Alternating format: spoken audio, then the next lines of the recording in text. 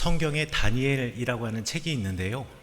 이 다니엘서는 좀 쉬워 보이긴 하지만 또 한편으로 읽다 보면 어려운 이야기들이 있어서 이렇게 많이 읽는 성경책은 아닙니다.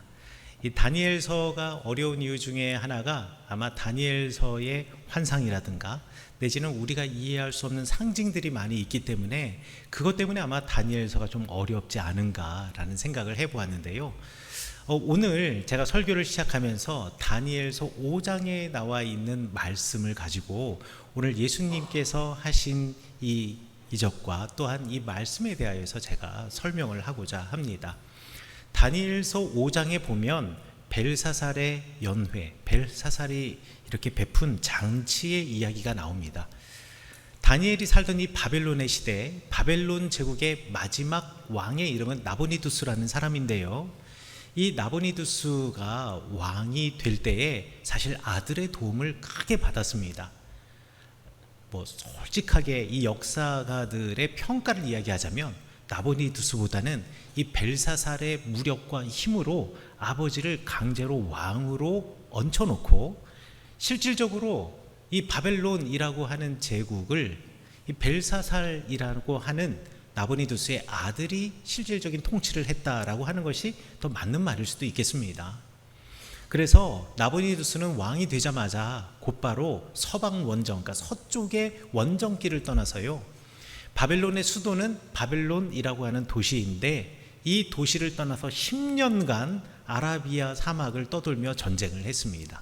그리고 그곳에 도시를 만들기도 했지요. 말이 왕이지 실질적인 왕의 역할은 전부 다 이 벨사살, 그러니까 자기의 아들이 했고요.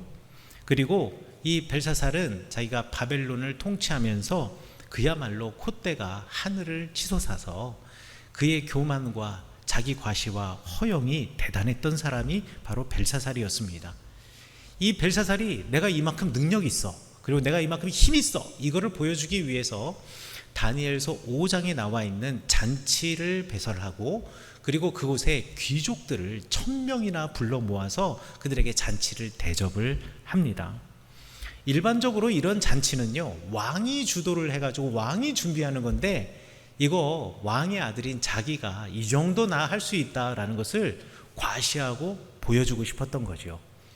그런데 고대 사회에서 또 이렇게 잔치를 베풀어 놓고 내가 이만큼 경제적인 힘이 있어, 능력이 있어 라는 것을 상징적으로 보여주는 한 가지가 있는데 그게 뭐냐면요, 좋은 그릇과 좋은 대접을 내놓는 겁니다.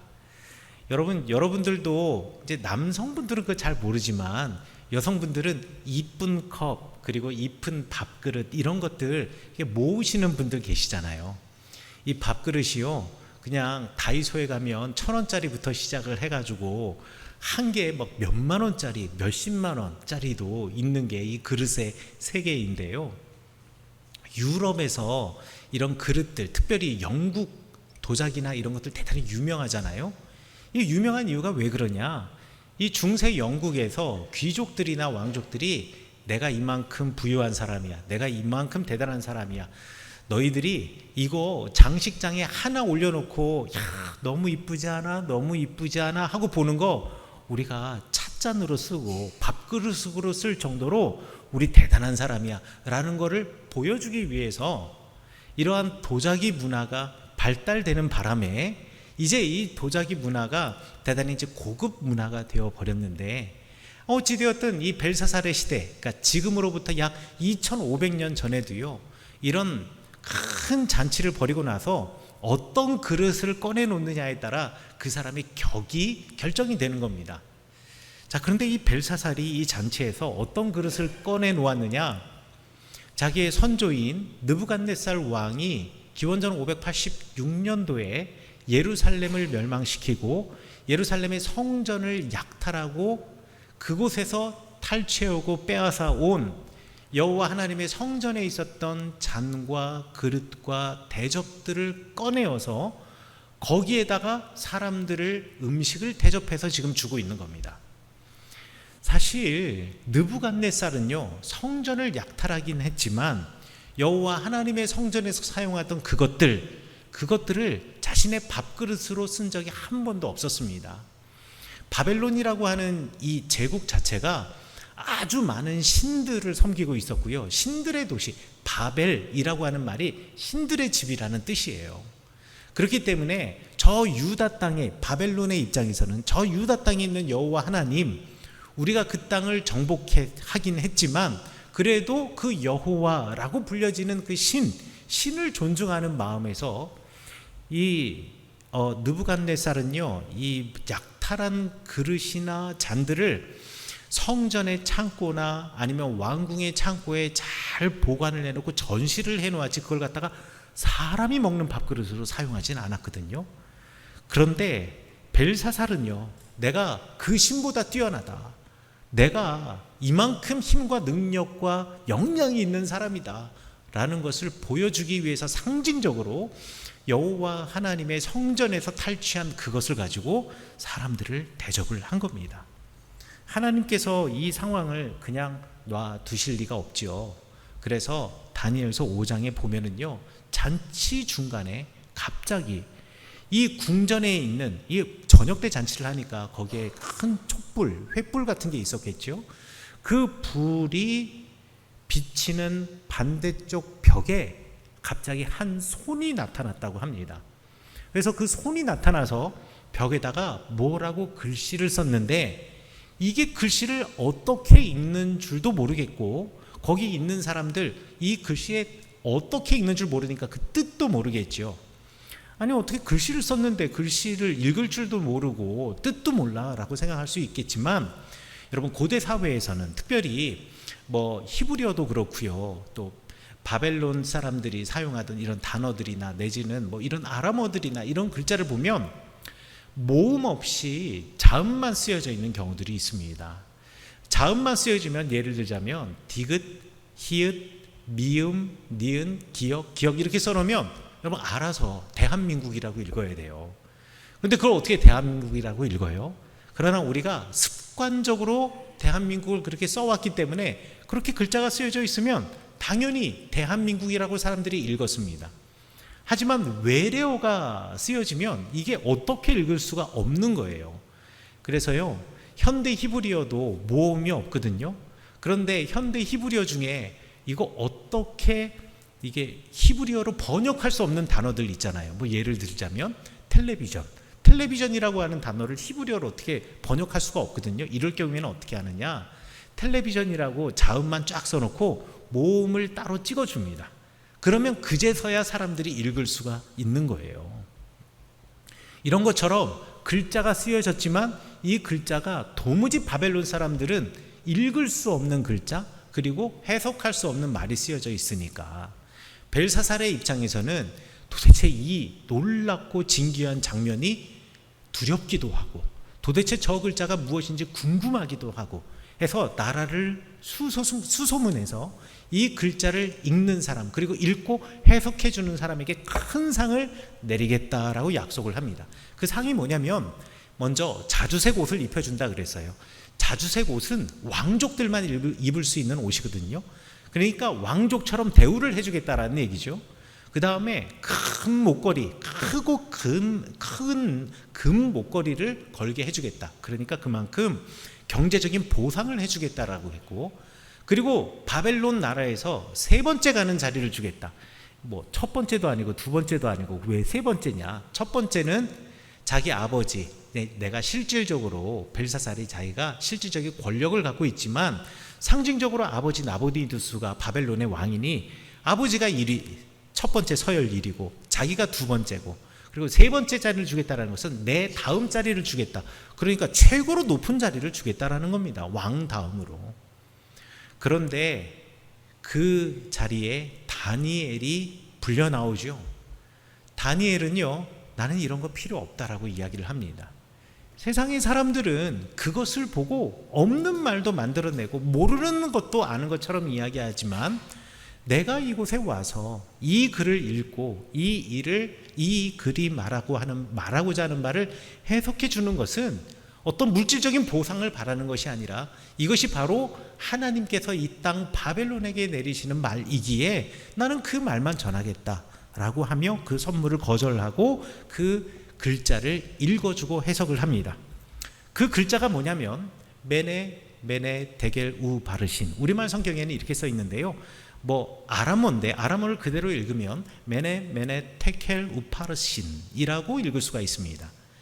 이 말이 무슨 뜻이냐? 메네라고 하는 말은 수명이라고 하는 뜻이에요. 기간, 수명 이런 뜻을 가지고 있는데 이제 바벨론 왕국의 수명, 왕의 수명이 다했다라는 거예요. 그리고 테켈이라고 하는 것은 무게를 재는 단위입니다. 바빌론 사람들은 어떻게 생각하냐면 한 사람의 인생 맨 마지막이 되면 신 앞에 나아가면 그 신이 그 사람의 인생을 저울에 달아본다라고 합니다. 그래서 일정한 무게를 채우지 못하면 이 사람이 벌을 받기도 하고 그 무게를 채우면 상을 받기도 하고 하는 것이 바벨론 사람들의 믿음이었거든요. 다니엘이 말하기를 하나님이 무게를 재보았는데 당신의 무게가 그만큼 되지 않는다라는 거예요. 그래서 어떻게 되냐? 오 파르신, 파르신이라고 하는 말은 바벨론 사람들은 도저히 이해할 수 없는 말인데 이 나중에 이제 바벨론 다음에 제국, 바벨론을 무너뜨리고 새로 일어날 제국의 이름이 페르시아이고요. 페르시아 사람들을 예전에 뭐라고 불렀냐면 파르시라고 불렀습니다. 그러니까 페르시아에 의해서 이 나라 바벨론은 멸망할 것이다 라는 것을 하나님의 거룩한 손으로 직접 써주셨다라는 거예요. 그러니 이 환상은요, 바벨론이라고 하는 제국에 대한 파산 선고이고 벨사살이라고 하는 그 인생에 대한 파산 선고의 환상이 바로 다니엘서 5장의 말씀입니다. 그리고 이 다니엘서 5장에 나와 있는 벨사살의 이 연회 장면을 중세 유명한 화가, 한 번쯤은 여러분 들어보셨을 렘브란트라고 하는 네덜란드의 화가가 그림을 그려놓았습니다. 그 그림이 바로 이 그림이죠. 자, 이 앞에서 머리에 터번을 쓰고 그 위에 왕관을 쓰고 있는 사람이 다니엘서 5장에 나와 있는 벨사살이고요. 지금 벨사살이 이렇게 잔치를 벌이고 있을 때 거룩한 하나님의 손이 이제 벨사살의 오른쪽에 있죠. 손이 나와서 거기에 지금 아람어로 메네 메네 테켈 우파르시라고 지금 쓰고 있는 장면인데요. 이 렘브란트가 이 명화를, 성경에 나와 있는 이야기를 소재로 이 명화를 그려놓은 데는 다 이유가 있었습니다.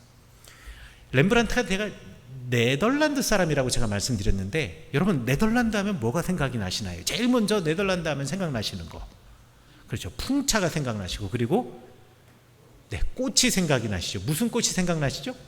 튤립 꽃이 생각나죠. 그래서 네덜란드 하면은요, 항상 사진이나 그림 보면 튤립 밭이 쫙 있고 빨간색, 노란색 갖가지 색깔의 튤립 꽃이 쫙 있고 그 한가운데 풍차가 있는 그 그림, 이 사진, 이런 것들을 여러분들 자주 보셨을 것이고, 또 네덜란드 하면 그게 가장 상징적인 그림이기도 한데요. 여러분, 그 튤립이 원래 네덜란드가 원산지가 아닙니다. 튤립의 원산지는 터키예요.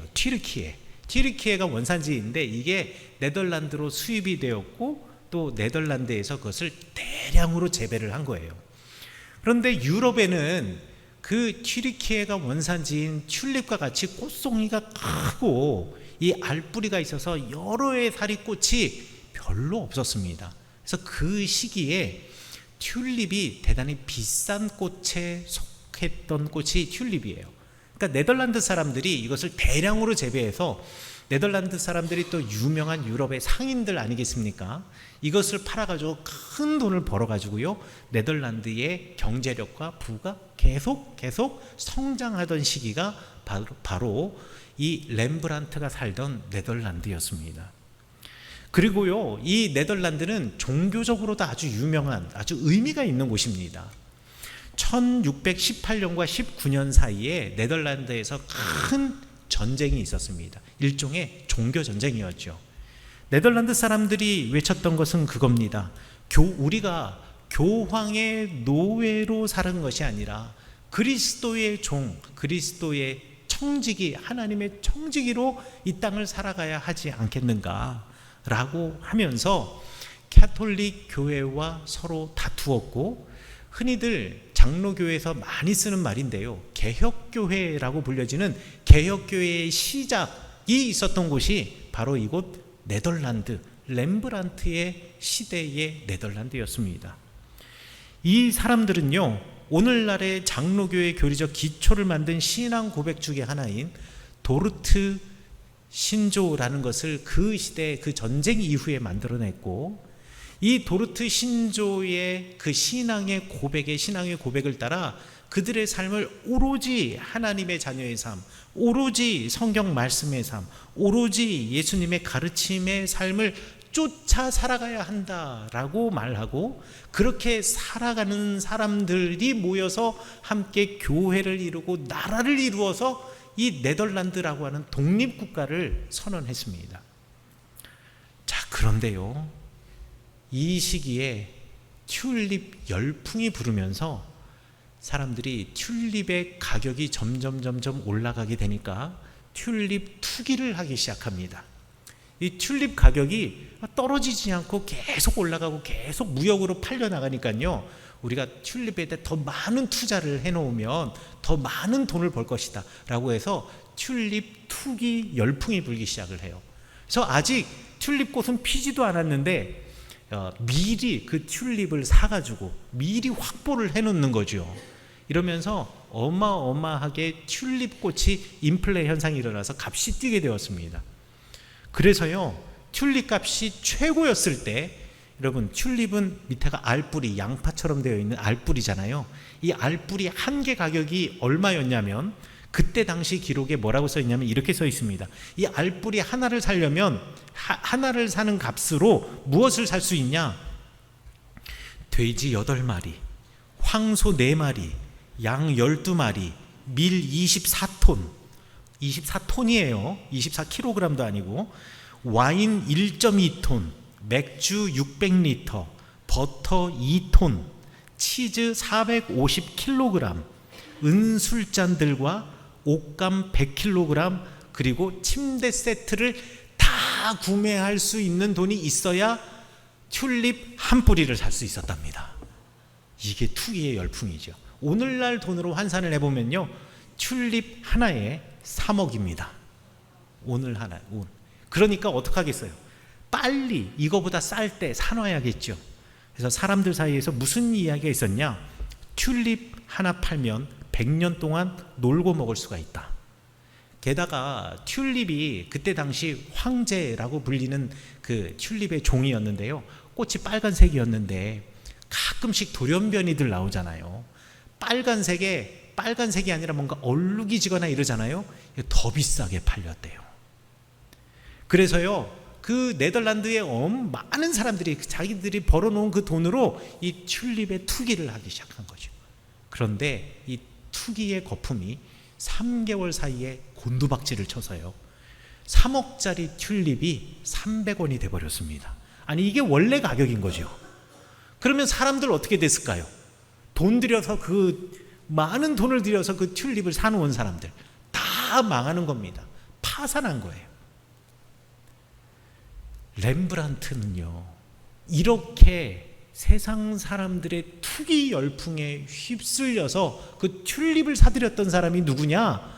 바로 개혁교회를 외치며 황제의 교황의 노예로 살지 않고 그리스도의 종, 그리스도의 청지기로 살겠노라고 신앙의 개혁을 했던 그